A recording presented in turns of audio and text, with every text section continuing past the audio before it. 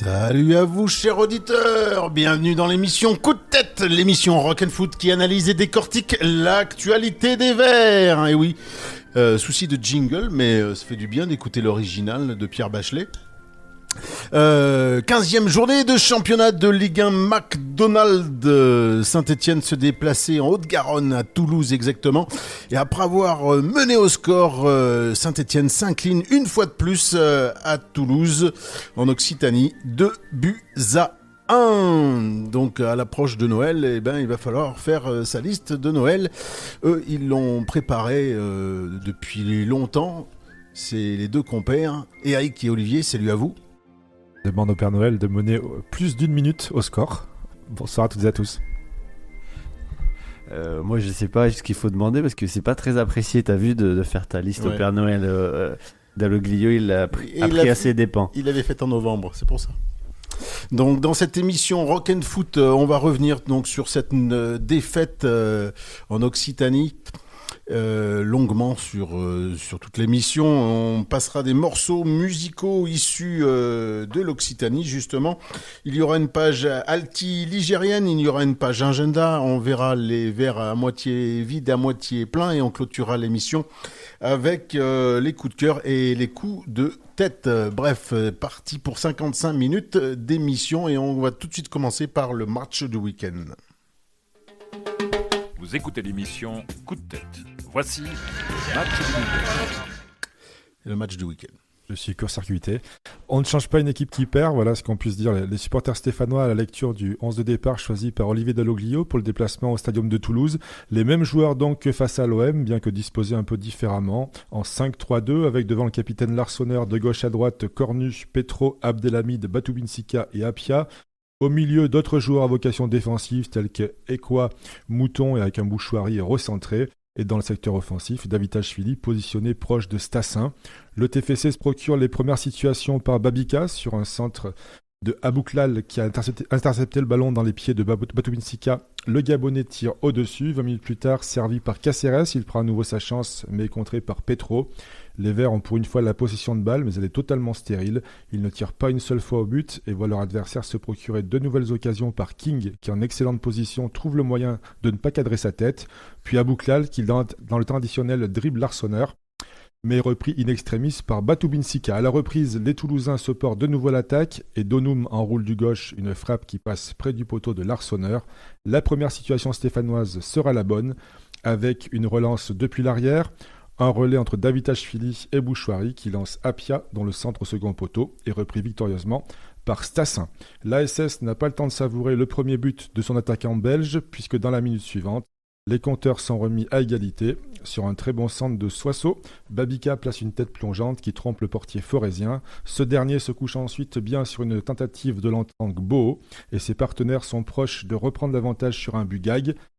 Mackenzie lobe de la tête son propre gardien, qui parvient néanmoins à revenir à temps. Reste détourne ensuite un tir lointain d'Ekwa, et alors que les Verts venaient de se procurer un corner, un contre est orchestré par les locaux. Schmitt délivre un centre à Abouklal, qui à la limite du hors-jeu place sa tête entre les jambes de Larsonneur. L'ASS constate de la sorte une troisième défaite de rang, fatale à Olivier Dalloglio, démis de ses fonctions le lendemain. En attendant la nomination d'un nouvel entraîneur, l'intérim sera assuré par Laurent Huard. L'histoire est un éternel recommencement. Voilà, merci Eric. Et oui, donc une défaite de plus Dalloglio au dos démis de ses fonctions suite à cette 10e défaite, 11e défaite 10 je crois. 10 défaites sur 15 rencontres. Voilà, le club en a décidé ainsi. Ça fait beaucoup, 10 défaites sur 15 matchs. Et là, en plus, on va y revenir, mais c'était pas un ogre toulousain qu'on a affronté. En tout cas, sur cette rencontre, surtout en ouvrant la marque, est-ce qu'il n'y avait pas mieux à faire ? Est-ce qu'à un moment, vous y avez cru ? Et voilà, est-ce qu'on aurait pu revenir de Toulouse avec au moins un point ou pourquoi pas 3 points ? Ah oui, on aurait dû revenir minimum avec un point, tellement l'équipe de Toulouse, moi je la connaissais pas. Ça faisait 6 ans qu'on jouait pas face à les Occitans, je crois, hein, parce qu'on s'est croisés lorsqu'on est descendu en Ligue 2. Mais je m'attendais à une équipe toulousaine beaucoup plus offensive et beaucoup plus solide. Et puis j'étais assez sidéré de la faiblesse de cette équipe toulousaine. Et une fois de plus, face à une équipe faible, eh ben, on revient avec 0 point. Donc très déçu du résultat final parce qu'il y avait vraiment la place pour faire quelque chose. Voilà. Et puis on a mené 1 minute 30, 2 minutes. Et les 2 pions qu'on prend, c'est suite à 2 pertes de balles de 2 joueurs. Donc c'est triste. Et une fois de plus, la défense est passée à travers sur ces 2 pions, quoi. Donc une fois qu'on était mené, je me dis ouais, c'est bon, on va au moins ramener le nul, mais c'est mal connaître notre défense. Ouais, on a affronté une équipe, c'est vrai, qui n'a pas montré grand-chose, s'est procuré quelques occasions, mais a pêché dans la finition. Bon, nous non plus, hein, dans le résumé que je viens de faire, il n'y a aucune occasion stéphanoise, aucun tir, j'ai dit, en première mi-temps. On a la chance d'ouvrir le score par Stassin, et puis on ne tient même pas 1 minute. Et puis après, effectivement, une nouvelle fois, ce sont les erreurs défensives qui coûtent des buts. Une domination, on avait la position de balle, mais comme j'ai dit, totalement stérile. Hein.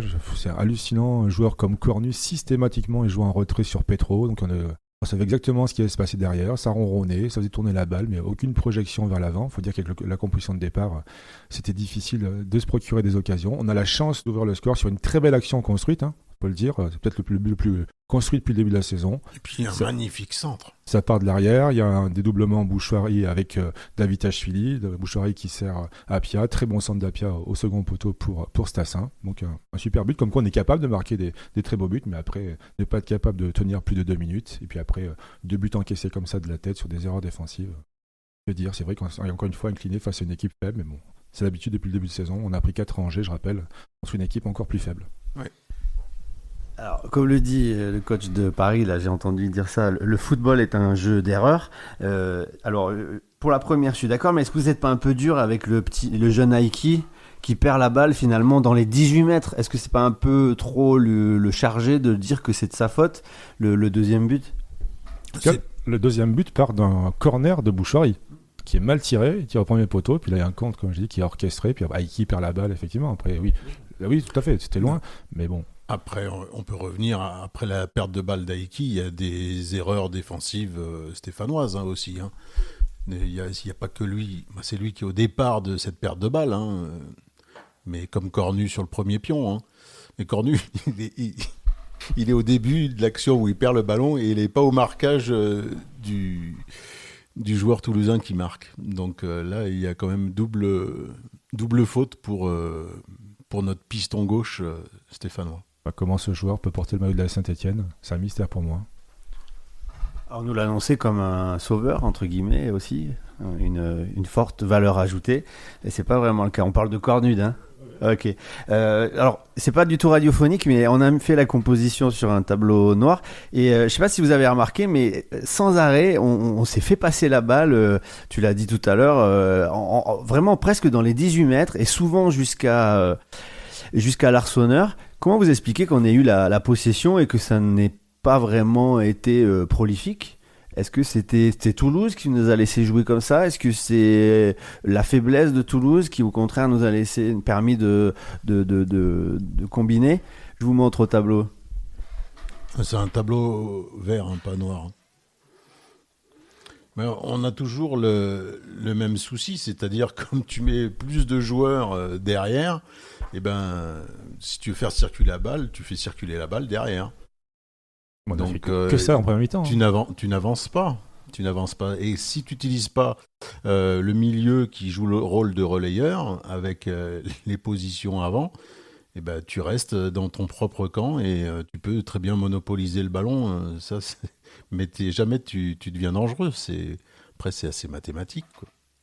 Ils nous ont laissé le ballon, ils se sont dit qu'on ne serait pas dangereux. C'est la position de balle, vraiment là, on n'en a absolument rien fait. Hein, donc c'était miraculeux qu'on ouvre le score, encore une fois, mais ne pas être capable de tenir plus d'1 minute. Alors, on en a déjà parlé, mais la composition d'Olivier Dalloglio et cette stratégie de jouer comme ça, alors évidemment, on vient de voir un gros défaut quand on a la balle, bien sûr, mais est-ce que c'est vraiment se tirer une balle dans le pied que d'aligner une composition comme ça, ou est-ce que finalement, avec les joueurs dont il dispose, il n'y a pas grand-chose de mieux à faire? Parce qu'il a tenté autre chose, hein. Il a tenté d'autres stratégies qui n'ont pas marché. On a pris des toiles, Dalloglio, on a joué en 4-3-3 au début de la saison. Mais quand il a vu qu'on prenait des 4-0, des 8-0... Je t'assure qu'au début de l'année, on a joué... Non. Tu mettais toujours Sissoko en garantis. Pointe ou Stassin, et t'avais Benold et Nafitachvili qui étaient plus en retrait. Mais c'était pas 3 attaquants. Voilà, même si ils ont le rôle d'attaquant, mais quand tu regardais le match, tu voyais bien qu'ils attaquaient pas à 3. Et petit à petit, la stratégie, évidemment, elle est devenue minimaliste là, jusqu'au point là où franchement, on est acculé dans nos 18 mètres avec que des défenseurs. Et en plus, quand il faut, je rajoute ça, quand on est mené 2-1, il fait rentrer Lamine. Il fait rentrer, comment il s'appelle? En fin de match. Ouais. Fomba et Tardieu. Tardieu. Lamine Fomba et Tardieu. Je t'explique pas la plus-value là aussi offensive. Hein.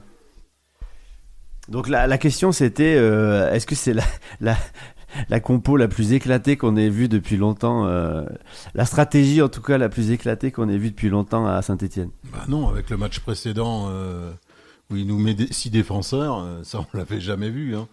Donc après, on est passé de 6 à 5. Donc pour moi, c'était déjà un mieux. Ouais, mais 6 à 5, il y a quand même quoi quand même. Oui, Mouton, c'est vrai beaucoup. Donc le pauvre Bouchary au milieu, il s'est démené comme il pouvait.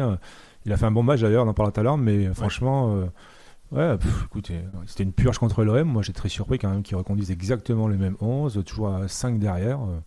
Je n'ai pas trop compris. Hein, toujours la même stratégie, hein, c'est celle qu'il a faite ces dernières rencontres et qui n'est pas payante, loin de là. Il est mort avec ses idées. Il est mort avec ses idées, oui, exactement. Et je ne vous l'avais pas pris comme si c'était pour montrer à ses dirigeants qu'avec cette équipe, il n'y a que de cette manière qu'ils pouvaient espérer gagner des points. Moi, je l'ai pris un petit peu comme ça, c'est-à-dire que vous ne voulez pas recruter des joueurs, voilà ce que avec l'équipe que vous me donnez cette année, voilà ce que je peux faire et uniquement ce que je peux faire. Moi, je l'ai pris comme ça, pas vous? Moi, je pense qu'il a voulu prouver que ça pouvait fonctionner comme ça. Ça n'a pas marché contre l'OM, mais il s'est dit que Toulouse, c'est un adversaire d'un autre calibre. Je pense que mon système peut fonctionner. Puis, non, ça n'a pas fonctionné. On y a cru, mais... Alors, son système préférentiel, c'est le 4-3-3, Dalloglio. Marco va pas être d'accord. Quand tu dis 4-3, c'est que tu penses à Cafaro et puis Davitashvili, on est d'accord? Habituellement, en temps normal. Oui, non, mais c'est un système de départ, mais après... Depuis le début de l'année, les seules victoires à domicile ont fonctionné avec ce système très défensif où on laisse la possession du ballon à l'adversaire. Et on pique en contre. Et on pique en contre, voilà. Mais alors, il l'a fait aussi à l'extérieur, à Rennes, avant l'expulsion de Cafaro. C'était plutôt équilibré. On peut trouver quelque chose de cohérent dans sa... cohérent, c'est un grand adjectif, mais ça peut tenir la route, quoi. Mais c'est vrai que point de vue spectacle, on s'ennuie ferme. Et ça tient surtout à ce genre de système, à des joueurs qui auraient beaucoup plus de talent technique et aussi physique, parce que ça demande de courir. Et malheureusement, les joueurs à Saint-Étienne, ils n'ont pas cette plus-value. Hein. Il a remis Abdelhamid dans le circuit, sachant qu'il considère qu'Abdelhamid ne peut jouer que dans une défense à 3, ce qui explique la défense à 5. Il y a peut-être ça aussi, ouais. Il y a peut-être ça. Mais ça reste beaucoup trop défensif.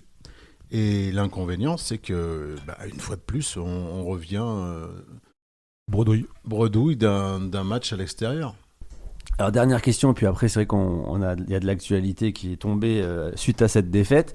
Je voulais vous demander où est-ce que le bas blesse pour vous. Est-ce que c'est plutôt l'entraîneur, on verra plus tard, mais est-ce que c'est plutôt en défense? Est-ce que c'est un problème d'expérience? Est-ce que c'est au milieu de terrain? Est-ce que c'est l'attaque? Est-ce que c'est le gardien? Non, c'est la défense. Quand tu es une des plus mauvaises défenses de ce championnat, et puis quand tu vois les 2 buts qu'on prend ce week-end, la défense, elle est minable, quoi. C'est d'une médiocrité. J'ai rarement vu une défense aussi perméable. Et du gardien qui fait une mauvaise relance sur le premier but encaissé, Cornu, qui est pas bon du tout, et puis des erreurs, que ce soit de Batou Bitsika, d'Abdelhamid, de Petro, même d'Apia au marquage, alors qu'Apia a fait plutôt un bon match, je trouve, à Toulouse. Et puis le milieu, comme je l'ai dit tout à l'heure, qui ne joue pas le rôle de relayeur. Tu as juste Bouchouari qui fait la différence, mais il est esselé. Et devant lui, il a 2 joueurs. Il a que 2 joueurs, il n'a pas d'autres possibilités. Pour une fois, il y a 2 joueurs. Il n'y en avait qu'un jusqu'à présent. Et oui, en plus ça. Mais Mouton, on voit bien que ça fait depuis le match à Lyon, chez les vilains, il n'est pas du tout, Mouton. Il est pas du tout au niveau.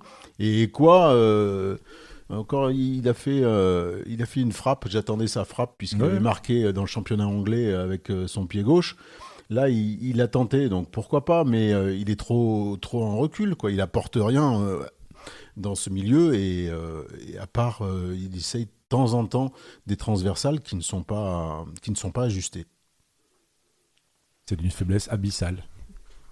Et alors, tu mettrais, si tu avais juste un poste à renforcer, ce serait lequel? Où? Il y aurait tellement de choses à dire, mon pauvre.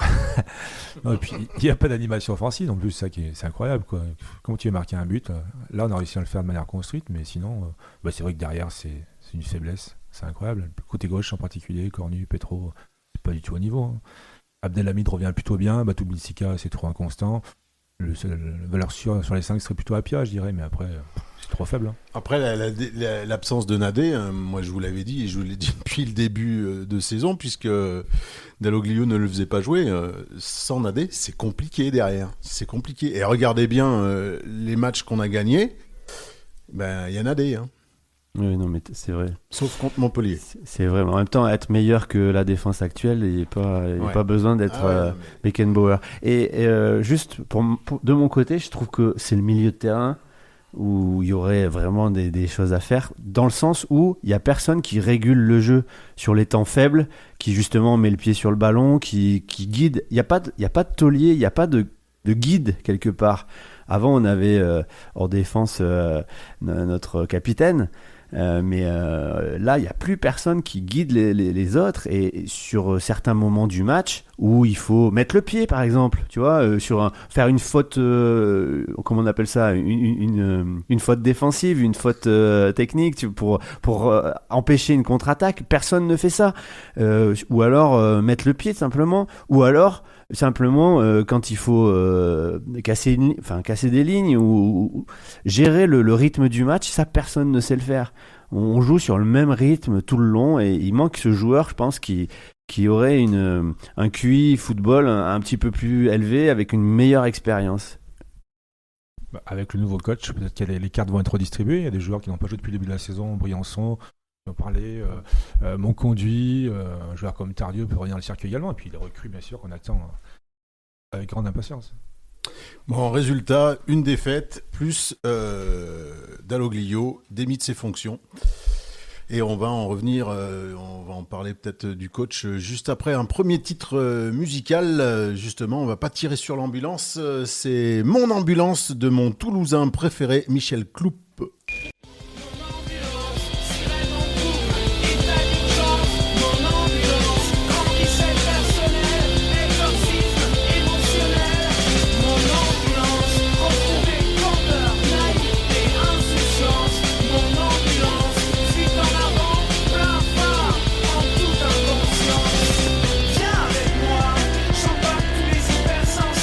Cette ambiance générale mortifère martyrise.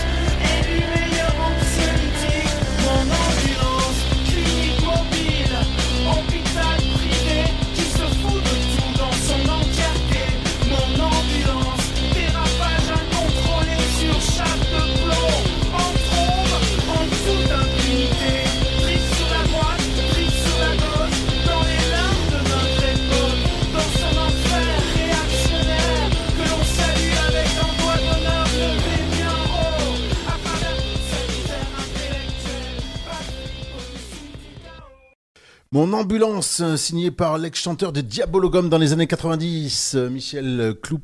Voilà, fallait que je passe mon ambulance justement dans cette émission Rock and Foot et on revient sur sur la nouvelle quand même du week-end après cette défaite vendredi soir en terre occitane de Buzyn. Je le rappelle. Le club de Saint-Étienne a décidé de se séparer de Dalloglio.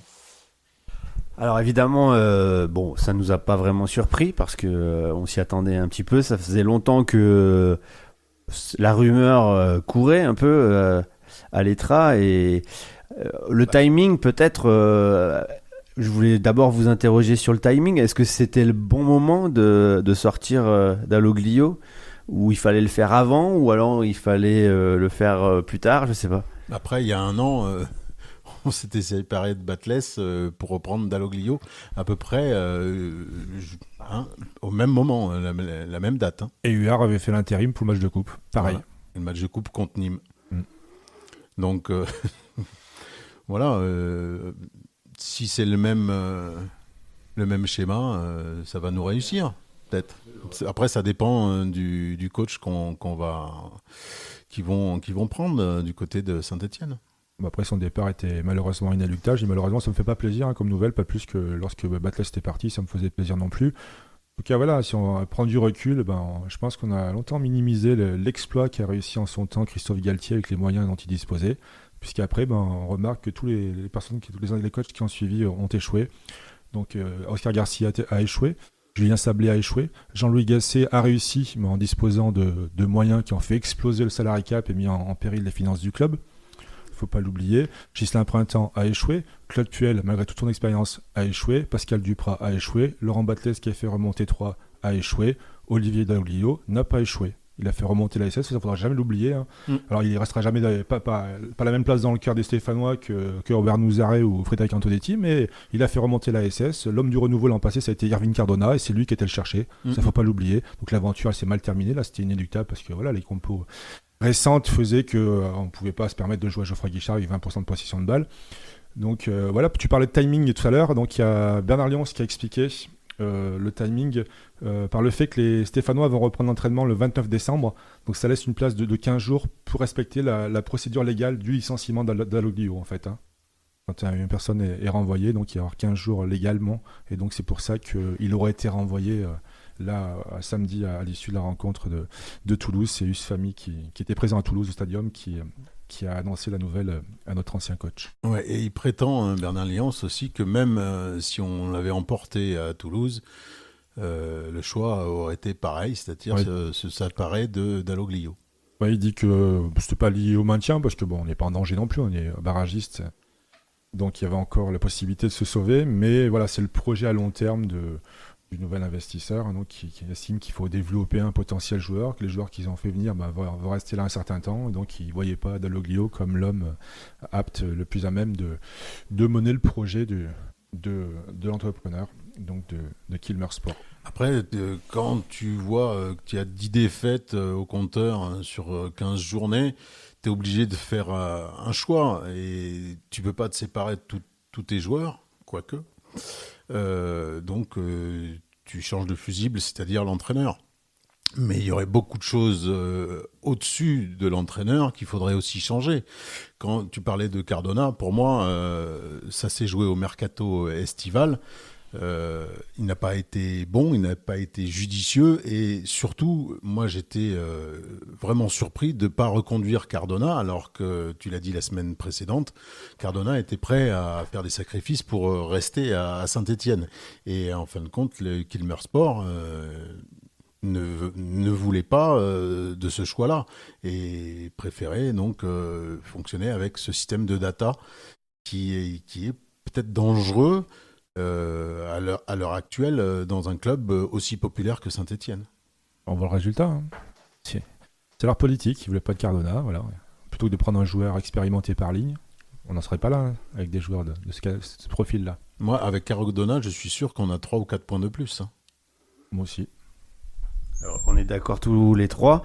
Est-ce que on va dire le choix se fait pas aussi plus haut, c'est-à-dire qu'on avait quand même le triumvirat emmené par Soukas, Perrin et Rusten, c'est ça? Est-ce que c'est pas eux aussi qui risquent aussi de payer les frais? Qui est-ce qui va choisir ce coach? Est-ce que vous voyez un profil est-ce que il va être dans la mouvance data, c'est-à-dire on peut penser à un entraîneur comme celui de Strasbourg qui est jeune et qui a des principes footballistiques modernes, on va dire, que l'on aime ou que l'on n'aime pas. En tout cas, ils ont des principes modernes, justement pour développer ces data boys. De toute façon, le triumvirat n'aura pas son mot à dire. C'est pas Soukas, c'est pas Perrin, c'est pas Rustem qui vont décider. C'est famille, c'est Rosenfeld, et puis c'est le patron, donc Tannenbaum. Donc c'est évident que les noms qui sortent en ce moment sont que des coachs. Il y a 2 sur 3, on peut les dire, puisqu'il y a Wilfried Nancy depuis le départ, mais bon, apparemment, il est sous contrat jusqu'en décembre 2026 avec Columbus. Donc le club d'ailleurs a dit non récemment à Rennes lorsqu'il avait approché le coach, donc c'est pas lui qui va venir, donc il reste Papus, donc Zoumana Camara qui n'a pas d'expérience, donc celle au PSG, il était dans l'ombre de sacré coach, donc lui évidemment ancien vert, l'homme le plus à même donc de prendre la relève, mais bon, on parle de plus en plus de cet entraîneur norvégien, donc Erik Horneland, donc voilà, qu'est-ce qu'il va devenir? C'est un ancien joueur, il avait coaché Rosenborg, et donc il a fait monter là, le club du SK Brann en première division. Il vient de terminer 2 fois deuxième. Il a gagné la Coupe de Norvège. Apparemment, il vient de résilier son contrat pour s'engager ailleurs, donc il y a de grandes chances qu'il vienne à Saint-Etienne, mais bon, il va débarquer en plein milieu d'année. Bon, lui aussi, il aura besoin de s'adapter. Donc, les joueurs, pour comprendre les consignes, ont peut-être un traducteur, mais bon, il va venir avec son adjoint qui est l'ancien joueur de Monaco, El Fakiri. Mais bon, est-ce que ça va suffire? Franchement, je sais pas, moi je suis dans l'expectative. Ça me plaît pas tout ça, en tout cas, ça c'est sûr. Ouais, Ce que je voulais dire, c'est que est-ce qu'ils vont pas justement faire du ménage aussi plus haut? Est-ce que peut-être que Perrin, le Maldini stéphanois, va avoir aussi Gerté? Est-ce que Soukas va pas aussi aller prendre ses valises et retourner à Toulouse? Ça, je me pose la question. Bon, sûrement, quand ils sont arrivés, ils n'ont pas voulu faire le ménage. Ils ont dit on va les laisser en place quelque temps et après placer progressivement leurs hommes. Donc là, c'est l'occasion idéale. Donc oui, bien sûr, je pense que les 3 vont partir. Alors, peut-être Perrin, quelque temps, va rester, mais de toute façon, Soukas et Rustem. Voilà, quoi, donc ils vont placer progressivement leurs hommes. Mais moi, ce qui me fait peur, c'est d'avoir un coach étranger dès qu'il va débarquer en plein milieu de saison. Donc, franchement, déjà qu'on est très mal en point au classement, là, moi, j'ai bien peur qu'on coule encore plus. Oui, il y a danger, effectivement. Il y a danger pour l'étranger. Tout va se jouer. Moi, c'est pas l'entraîneur, c'est pas en changeant d'entraîneur que tout va changer, parce qu'avec les joueurs qu'on a à l'heure actuelle, c'est compliqué. Tout à l'heure, tu évoquais effectivement le 4-3-3. Oui, sur certains matchs, moi, ça me ferait plaisir, mais ils sont quand même limités techniquement, tous nos joueurs. Ils ont peu de talent. Moi, on l'a dit les semaines précédentes, je trouve que cette équipe de Saint-Etienne, elle est moins bonne que l'année dernière et moins bonne qu'il y a 2 ans. Et on est resté longtemps au milieu de ce championnat de Ligue 2. Moi, je la trouve vraiment moins intéressante et il n'y a pas de talent. Donc moi, ce qui va changer, c'est est-ce qu'ils vont mettre les sous nécessaires pendant le mercato en janvier pour voir si on peut renforcer cette équipe. Là, peut-être, ça peut changer la donne. Et l'année dernière, donc le changement d'entraîneur, quand Batles a été démis de ses fonctions et que Dalloglio est arrivé, il est venu avec Cardona, comme tu l'as dit, il aime beaucoup, et ça change quand même. Ça a changé la donne offensivement. Donc je souhaite que ce genre de scénario se revive, tout simplement. Tu parles de 4-3-3, donc si c'est le fameux Erik Horneland qui vient, donc il est réputé donc pour le beau jeu, il préconise du beau jeu, justement c'est son système de prédilection, 4-3-3. Oui, mais on est bien d'accord, mais si tu ne changes pas les joueurs, ça risque d'être compliqué. Il y a quand même un contre-exemple, messieurs, c'est Strasbourg. Parce que Strasbourg, ils étaient moribonds, ils ont viré tous les anciens, ils ont gardé que les jeunes. Et alors, c'est pas non plus tout feu tout flamme, mais quand même, ça fonctionne. Et au classement, ils sont 14, 15e, quelque chose comme ça, ou un peu plus haut même. Et il y a du jeu, ça envoie du jeu. Alors, si on se met à la place des supporters strasbourgeois. Alors ils sont pas forcément super contents parce que ils appartiennent finalement à Chelsea. Il y a une dépossession. Nous, ce sera même pas le cas, mais par contre, cette idée de jouer avec des jeunes qui courent partout, avec un entraîneur jeune, je pense que c'est ce qu'ils veulent faire, Kilmer Group en fait. Est-ce qu'il y a cet espoir là pour vous? Il faut déjà se sauver. Pour moi, c'est la priorité. Hein. On est barragiste, là, on est au fond du trou. Hein. Pour moi, on fait venir un entraîneur étranger, encore une fois, est-ce qu'il aura le temps de s'adapter? Alors, un projet sur le long terme, ouais, mais bon, si le projet de long terme, il passe par la Ligue 2, moi, ça me va pas du tout. Hein. Les entraîneurs étrangers, on a eu quelques-uns. Le dernier, c'était le Catalan, hein, c'est Oscar ça Garcia. Ouais, mais... Oscar Garcia. On a eu le Gallois. John Toshak. Toshak aussi, que j'avais croisé à l'époque. Bon. Garcia, on parle d'échec, mais bon, il a eu aucun joueur qui avait demandé. Hein. Aucun joueur espagnol en particulier. Donc... Ouais, à chaque fois, c'est compliqué. Donc, effectivement, Camara, au moins, il connaît la Maison Verte, mais c'est plus les supporters, mais on évoque Montagnier. Mais Montagnier, lui, il est habitué à ce genre de défi.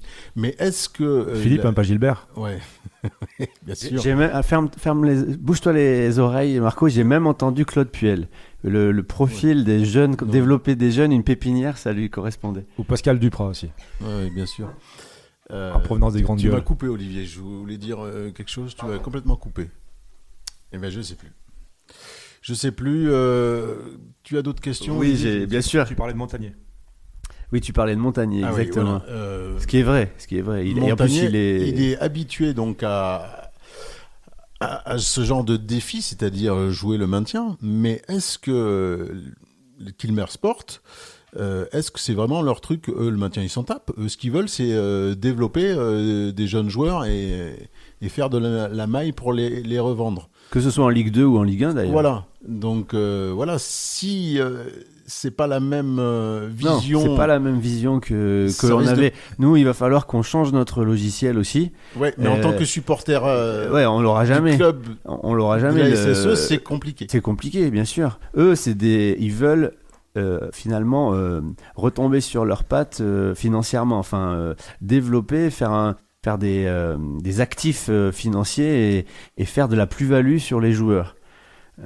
Et ça, nous, en tant que supporters, on s'en fiche un peu, c'est pas notre porte-monnaie, et en plus de ça, je le disais tout à l'heure, eux, ils étaient même déçus, je pense, qu'on monte en Ligue 1. Faut pas oublier ça, que quand même, quand ils arrivent, qu'ils meurent, donc il y a cette montée surprise en Ligue 1 qui fait que le club est vendu plus cher. Ils ont été obligés de mettre 10 patates en plus. Derrière, il y a les droits télé qui ont été un petit vachement diminués par rapport à l'année dernière. Et ils sont obligés de reconduire Dalloglio. Exactement, reconduire Dalloglio. Mais il y a aussi, il faut pas oublier les dettes. Ils épongent les dettes de l'AS Saint-Etienne, il y en avait. Et derrière, les gens pensent là qu'il va y avoir sous le sapin de Noël un mercato XXL. Moi, je préfère vous dire, messieurs, qu'il n'y aura rien sous le sapin, malheureusement. Ou alors, du même profil, ça va être des jeunes. Méfiez-vous. Mais je suis tout à fait d'accord avec toi. On parlait de Montagnier tout à l'heure, oui, c'est un profil qui aurait pu venir avec l'ancienne gouvernance. Avec la nouvelle, c'est pas du tout possible. C'est pas du tout dans leur politique. Donc on va avoir un entraîneur étranger, certainement, et puis en recrutement, des joueurs étrangers également, inexpérimentés pour la Ligue 1. On va passer au verre à moitié vide et à moitié plein, avant de passer à la page Haute-Loire. Alors à moitié plein, ça va être rapide, je pense. Il y en a un qui vous a plu? Stassin? Non. Bouchoirie, pour moi. Bouchoirie, sinon, Apia a fait son match, je trouvais. Voilà, le Bouchoirie Apia. Non, c'était ça. Il a marqué. Et les verres à moitié vides, alors? Cornu, Petro. Mouton. Batubinsika, plutôt irrégulier également. Il sauve un but, là. Une charge de l'épaule quand le joueur dribble l'Arsenal, mais sinon, une grosse perte de balle d'entrée de jeu qui peut pas mener un but. L'Arsenal aussi est pas net. Ouais, parce qu'il peut s'interposer sur la tête. Hein. Sur le deuxième but, et sur le premier but, c'est un mauvais dégagement et il en a fait plusieurs au cours de ce match. Il dégage pas correctement. Hein. Donc, il était prévu avec Dalloglio que Maubleu joue la match de coupe. Enfin, c'est toi tu en parleras tout à l'heure. Ouais, donc on va voir si avec Huard, ce sera le cas. Ah, ça serait logique. En espérant qu'il ne mette pas une ribambelle de jeunes comme il a fait l'an passé face à Nîmes. Ouais, on verra ça tout à l'heure. Allez, je vais vous passer un deuxième titre musical issu de Toulouse. Ça sera le groupe Las Aves avec un titre que je pense que peut-être que vous connaissez, qui a une dizaine d'années, mais qui fait du bien aux oreilles. J'aime beaucoup. C'est le titre NIM.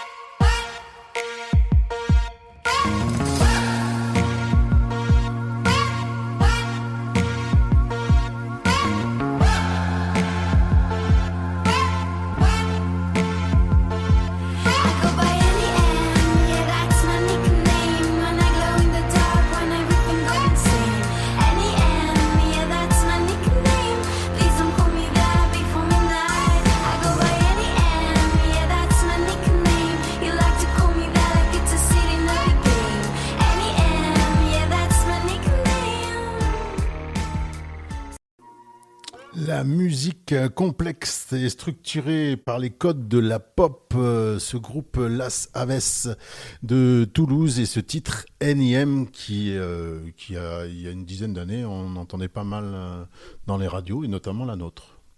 Voilà, c'est un titre que j'apprécie. C'est la première fois que je le passe, celui-ci. Donc voilà. Mais j'ai des groupes de Toulouse, il y en a à tire-larigot et ça n'a pas été simple d'en choisir. Voilà, on retourne à l'actualité footballistique avec l'agenda. Vous écoutez l'émission Coup de tête. Voici l'agenda. Et vous me faites parler aujourd'hui. Hein. Après l'Altigérie, l'agenda. Alors, l'agenda des Verts. Dimanche, à Geoffroy-Guichard, le dimanche 22 décembre, à 14h45 aura lieu un match de Coupe de France pour les 32e de finale. Saint-Étienne donc recevra les Phocéens. Ces Phocéens qui étaient en stage au Danemark pendant 2 jours. Comme il l'avait fait avant le précédent match face à nous, il y a 2 semaines de ça. Donc il faut savoir que les Phocéens, ils terminent cette première partie de saison du championnat de Ligue 1, 2e. Et ils ont légèrement repris des couleurs ce week-end à domicile et affichent toujours autant de justesse à l'extérieur. C'est la meilleure équipe d'Europe dans le domaine, ayant remporté 7 des 8 déplacements à sa portée. Et puis la preuve, la dernière, c'était à Geoffroy-Guichard, 2-0. Côté info sur Marseille, l'OM devra faire sans Carboni et Moumbania. Ulysse Garcia est incertain, tout comme Eliéwahi. Info à valider, on verra tout ça. Côté Saint-Étienne, c'est le retour de Cafaro et peut-être de Nadé. Ça, c'est Eric. Je ne sais pas s'il peut me dire si Nadé il sera présent ou pas. Espérons-le, dit-il. Voilà, on verra tout ça. Le match sera codiffusé à la fois sur France 3, sur beIN. Alors, si vous voulez le voir dans l'intégralité, je crois que c'est beIN 1. Sur France 3, ça sera un multiplex. Et sur d'autres chaînes de beIN, ça sera en multiplex. Mais l'intégralité, si j'ai bien tout compris, c'est beIN 1, 14h45 dimanche. Ça, c'est le match donc de Coupe de France, hein, vu le tirage qui était compliqué. Et sinon, il y aura un match le 4 janvier, parce que la semaine prochaine, c'est le 24, on ne fera pas d'émission. Hein, le 24 décembre, messieurs. Moi, je suis pas là. Hein, je vous pareil. Le dis. Tu manges des huîtres. On recevra début 2025 l'équipe de Reims le samedi 4 décembre à 17h. Voilà, hein, et avant un déplacement à Paris. Et est-ce que le match contre Marseille, c'est pas le match où il faut aller chercher la motivation très loin pour aller à Geoffroy-Guichard, se déplacer à Geoffroy-Guichard? Franchement, Quand on sait ce qui s'est passé l'année dernière en coupe dans la même Nîmes. configuration contre Nîmes, quand on a vu le match aller contre Marseille à Geoffroy Guichard aussi, on a pris une valse, on a 65% de possession pour Marseille. Et pourtant, le foot, c'est quand même, c'est peut-être le seul sport qui peut nous permettre d'espérer. Vous allez chercher la motivation où, franchement? Les places seront moins chères Ah oui, ça, c'est qu'en une championnat. motivation, ça. C'est même gratuit pour les membres du 12e homme. Donc c'est une bonne initiative. Oui, Marco, moi j'ai ma place gratuite. Pas toi? Non, Ah bon, bah écoute. t'es un privilégié, Eric. Non, tout le monde avait sa place gratuite. C'était communiqué par le club. Je t'assure. Il suffit de présenter sa carte d'abonnement le jour du match. Donc tu essayes, ça va marcher, a priori. Et ben la motivation, on la trouve où? Le précédent match Saint-Étienne-Marseille. C'est un match d'anthologie. Ça remonte à 92-93 avec un grand match de Lubo Moravchik. L'année où malheureusement l'OM... Avec le but de Casoni contre son camp. contre son effectivement. camp. Donc, C'est on a- un grand Il y souvenir. a eu pas mal de matchs entre-temps en Coupe de la Ligue, mais Coupe de France, c'était le dernier. Donc ça va être un match tellement à part que... Puis là, donc là, Laurent Huard qui fait l'intérim, c'est la 3e fois.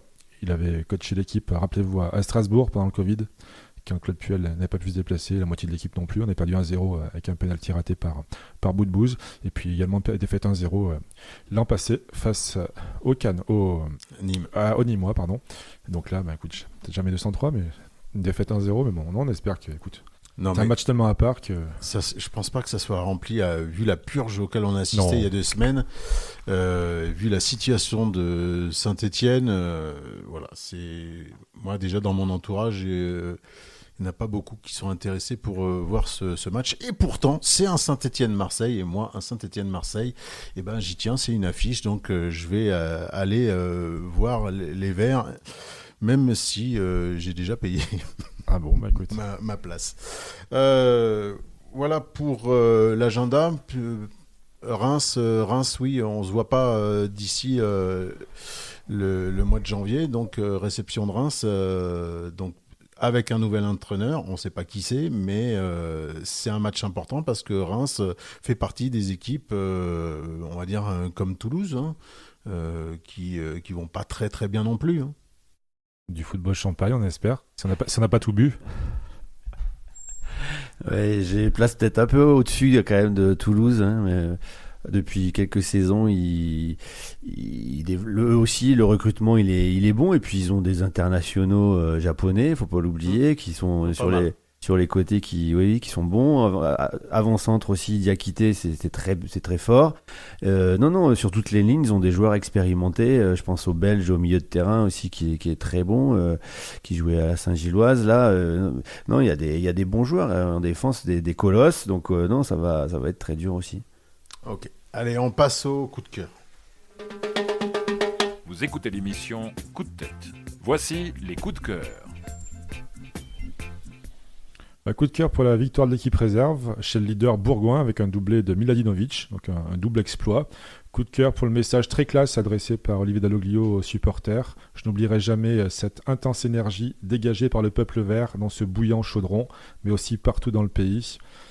Donc infiniment merci, fier d'être vert, a conclu notre ancien coach. Et puis à chaque fois je suis en déplacement, j'essaie d'aller voir des anciens verts justement. C'était le cas ce week-end, j'ai eu le plaisir de retrouver Pascal Desperou dans les locaux du TFC. D'ailleurs merci aux dirigeants toulousains pour leur chaleureux accueil malgré mes vertes couleurs. J'étais très bien reçu, donc c'était très agréable de partager ce moment avec Pascal Desperou, à jamais le buteur du ASS OL 3-0 en 94 sur un service de Étienne Mendy qui ensuite avait signé un doublé. C'était un vaillant et ça reste un amoureux des Verts. Je m'en souviens. Exactement.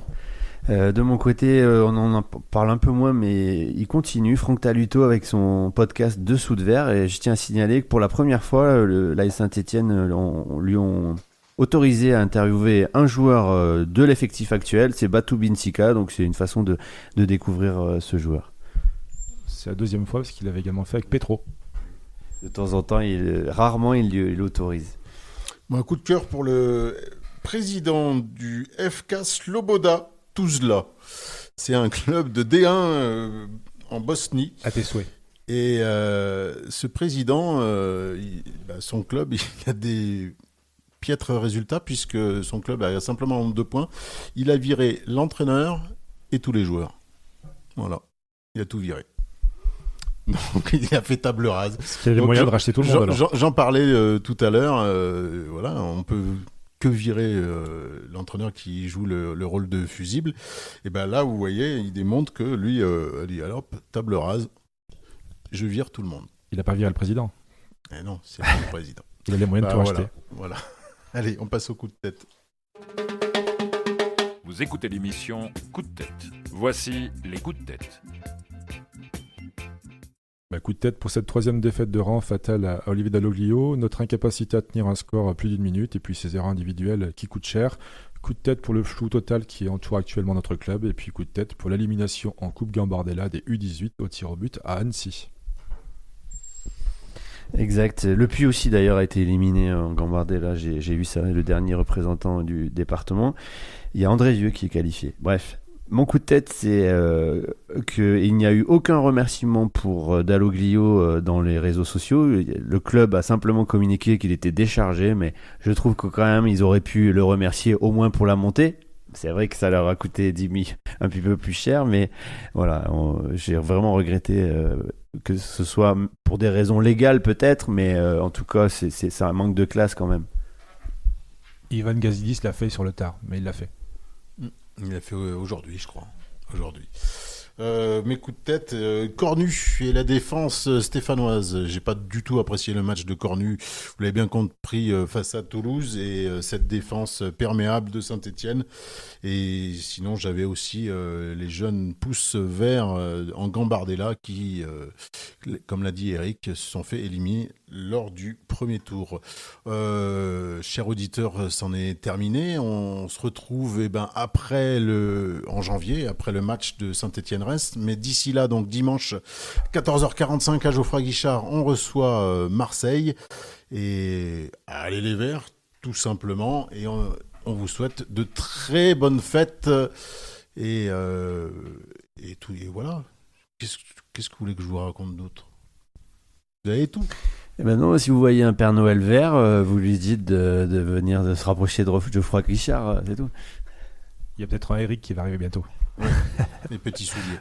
Bonne fête de fin d'année à les Verts. Allez, ciao.